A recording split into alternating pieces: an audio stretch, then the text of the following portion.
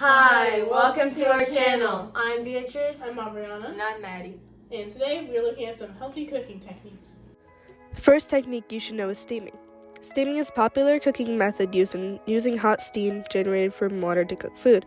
Steaming helps keep the food nutrients and color. This technique is mostly used in East Asia to prepare things like dim sum, dumplings, and a variety of vegetables.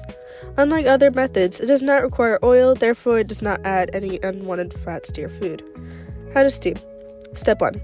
Fill a pot with 1 inch of water and place a steam rack over the water. Step 2. Bring water to a boil using high heat. Step 3.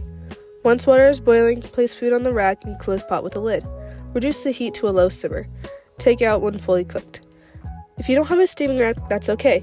As an alternative, use the same steps as before, but put your ingredients directly into the boiling water, but not submerged.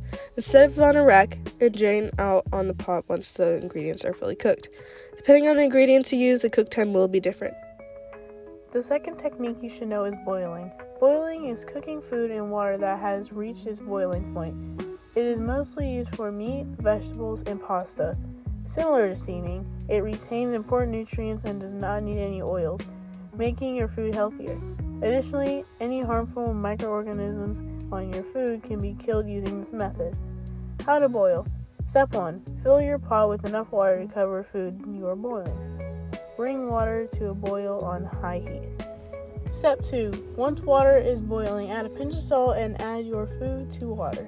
Depending on the ingredient you use, the cook time will be different. For example, medium-sized potatoes take about 20 minutes to be fully cooked. Angel hair pasta takes about 3 to 5 minutes to cook.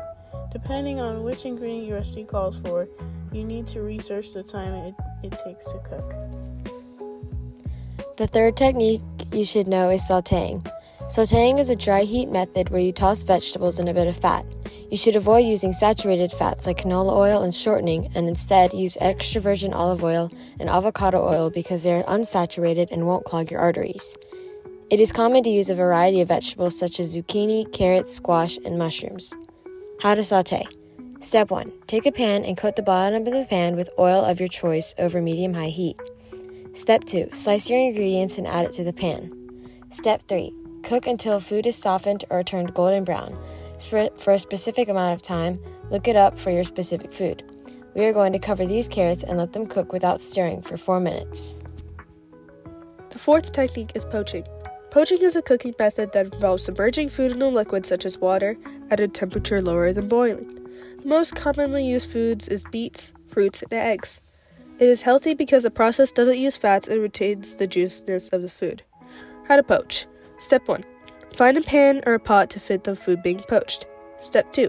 Add water and bring to a boil. Step 3.